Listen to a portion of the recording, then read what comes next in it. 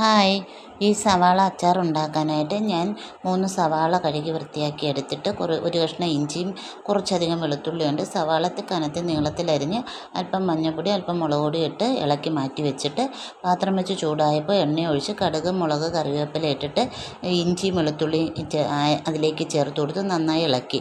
അത് മൂത്ത് വരുന്ന സമയത്തേക്ക് ഞാൻ അര ഗ്ലാസ് വെള്ളം ചൂടാക്കാൻ വെച്ചു. അര ഗ്ലാസ് വെള്ളത്തിൻ്റെ ആവശ്യമുണ്ട്.